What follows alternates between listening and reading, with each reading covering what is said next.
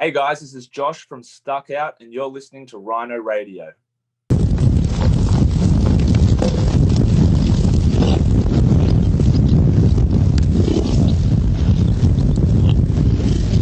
Or of Rhino Radio here again, and today to celebrate Christmas, to get you more in the mood for White Christmas, I thought what's better than to talk to Josh of the Australian band Stuck Out. They got a new EP coming out on Friday, the 18th of December. It's called Lie Through Your Teeth. How are you doing, Josh? G'day. I am doing great. How are you? I'm very good. Is it mandatory by law to start every interview by saying good day? Well, that's our Prime Minister's orders. If you're ever talking to someone from overseas, you have to start the conversation with g'day just to make sure it sinks in. Otherwise, you lose your citizenship. Exactly.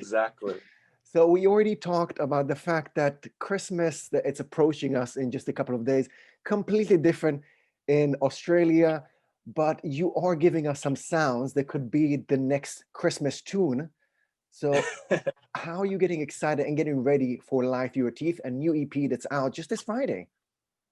Yeah, well, it's interesting coming into Christmas because everything's twice as busy as it normally is. So getting this out is a very exciting but stressful time, and I think it's our first time really pushing it internationally, a release with SharpTone Records. But yeah, it's very different. A Christmas in the Northern Hemisphere compared to here in Australia is very different. So we're having a lot of fun coming up with different ideas and different plans. And at the end of the day, we're just stoked to get this EP out finally after a year.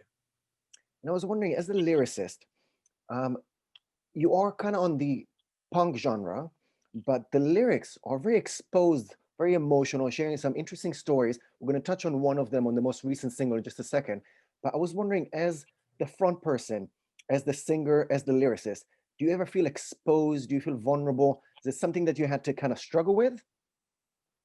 Yeah, it's definitely difficult. I'm not a very emotional or open person myself, so when I'm writing the lyrics, that's kind of my outlet. But I find it difficult knowing that close friends and family are going to listen to it as well. So you just kind of got to throw all caution to the wind and just act as though it's just you and the song and a bunch of people that you've never really met before. So it's definitely nerve-wracking, especially maybe when you write a song that's a bit more personal. I've definitely had people message me saying, "Are you all right? Are you okay? Is everything going okay?" Which is promising. But yeah, it's the kind of thing where you just have to ignore all the distractions and write down what is going on in your head at the moment. Again, it's not always how you're feeling that month or how you're feeling that year. Sometimes it's how you're feeling that day. And so it's when it's that kind of thing, it's very easy to write about, and it's a good release, I guess, from my viewpoint. And I'm guessing you got some weird comments about in verse. There's tackling alcohol abuse, which to some people is just another Friday. That's part of what you're saying in that song. So it's some sort of a common non-problem to some. How was the feedback that you got about that song? Yeah. It's funny. We had a Spanish YouTuber watch it, and he obviously couldn't completely understand the lyrics. And he said, "I really like the song, but I'm worried that he's drinking so much alcohol," which is good because that means obviously the meaning behind the song came across. I think here in Australia we have, and probably in England as well, we have a pretty strong drinking culture, which I think is fine. I go out on Friday night. I go around. It's when it kind of starts creeping into, we're having a 6-pack on a Tuesday night, or drinking half a bottle of whiskey on a Wednesday night, that I think it starts to get a bit sketchy. And I found that in my own life, trying to control what nights I am drinking. You have work the next day and you go in hungover and you feel like shit. You're like, I need to, maybe cut back a bit. And it's a moment of realization. So it's just a matter of, moderately controlling, I guess, when and where's the right time to drink, and just keeping yourself in check and being self-aware, I think, is the biggest the biggest part of that. Did anybody come up to you and say, that's not a problem, you need to drink more? No, no, I think everyone came up to me and said, that is a problem, Josh, you need to drink less. Certainly, I think during lockdown here in Melbourne, we have had a pretty heavy lockdown for the past couple of months. I think a lot of people kind of turned to alcohol because there was no going out, there was no going to bars, there was no, you couldn't really socialize with your friends for a long part of it. You're only allowed outside of your house, an hour, 2 hours a day for exercise. So a lot of people ended up, I think, drinking each night, and it was a way of coping. But now that we're kind of out of that, we need to, look after each other and make sure, it's not a reliance. It's just something that we can enjoy in general. Yeah. And if I picked up correctly, one of the main themes of the EP is about lies that we tell ourselves, lies that we tell others. And I was wondering if you would like to live in a 100% honest world. No one can tell any lies. Would you prefer that? No one can tell any lies, but can people refuse to answer? Or is it? No, it's more like Liar Liar, Jim Carrey and Liar Liar. Yeah. All right. Oh, that's a good question. I think as lovely as honesty is, I believe that I believe in the good side of human nature. So maybe there's some polite lies out there that might outweigh some others. Although at the same time, looking at, some political landscapes around the world, some more honesty might do more good than harm at the moment anyway. So I'll stick with the world that we know and say that we're allowed to lie. But I think there's a few people that maybe we could have a select few people that can only tell the truth. You can zap them with some sort of a gun that can only tell the truth for a few minutes. Yeah, okay, exactly. I'll take that. And as we already kind of shared, lies are around us, and obviously growing up, parents and people that know a bit better than us kind of try to protect us with some lies. Do you remember some sort of a big lie that was exposed to you growing up that you almost took it personally, whether it's Santa Claus or anything around that you said, okay, somebody was lying to me for a really long time? I do remember taking Santa Claus very hard. I do remember, I don't know who's listening to this radio show. He could still be real, but I took that one very hard. I had a cry to mum after I found out about that. Other than that, I think as you get older, you have this idea of, what like this, a very simple plan out of what's going to happen. You're going to get older, and then you're going to, get in a relationship and then get married and then have children. And I think growing up and finding out, all those things that we were taught, as kids, I guess by, not even by parents or teachers, just by society in general, it did not happen for them. And it, doesn't necessarily happen in the same way for us. I think that was a big realization for me personally, that, the things that we're taught, and probably for a good reason as kids, the things that we're taught are going to happen in our lives isn't what has to happen, and it's not what necessarily will happen. And I think that kind of opened my viewpoint to the world a bit more.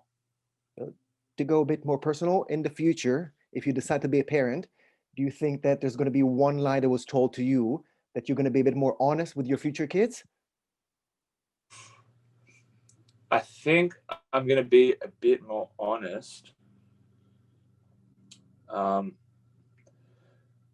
Maybe around, I'm trying to think. Hang on, give me a second. We can edit this part. Are you going to tell them about Santa Claus, the Tooth Fairy? Or are you going to let them 100%. enjoy that? Unicorns? Maybe not unicorns.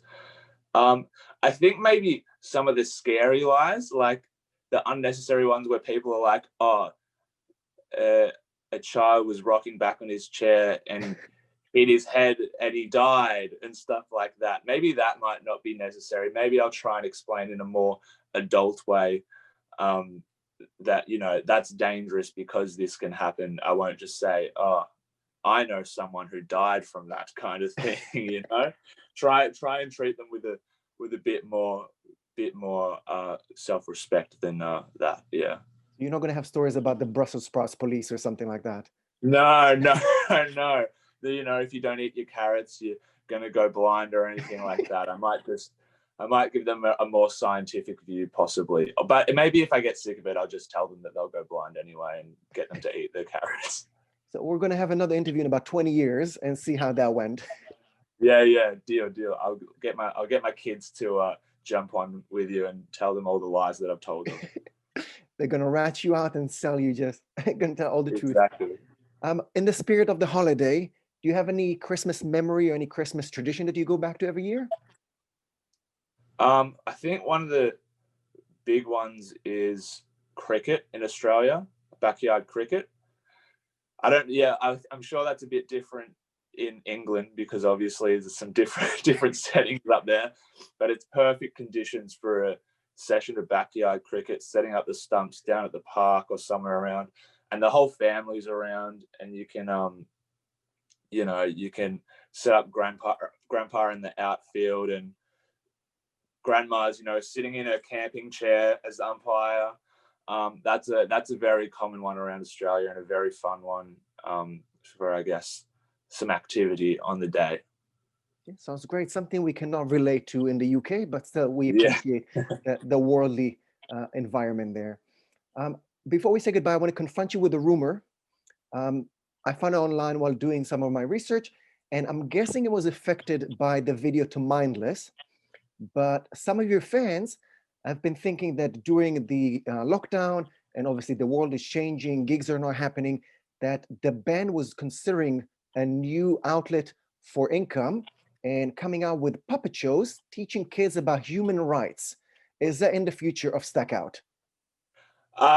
Look, it wasn't back then, but now that you've come to us with that, that's actually a very good proposition. I think we did slightly well with it in the Mindless video. So maybe we can have a music video series of all the more serious topics, and we'll use puppets for to get the message across. It worked well the first time. Maybe we'll continue it for future releases.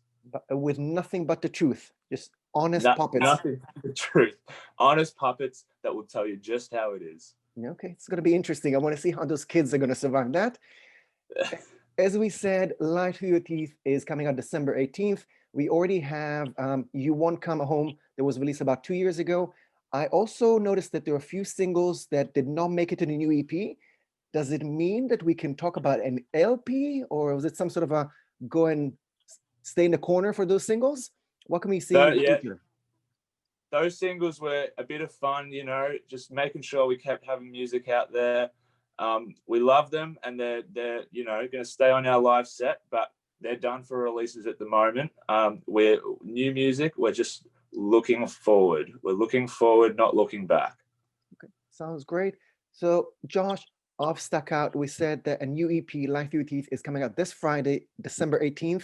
Is there anything else that you want to say to fans and listeners before we say goodbye? Pre-save it on Spotify today because it comes out tomorrow. Go have a listen to it, like it, add it to your playlists. Go check out our merch and pre-order vinyl. We've got vinyl on SharpTone Records website, and let us know what you think online. Josh, of Stackout, all the way from Australia, thank you very much for your time. It's been a pleasure. Thank you so much, all.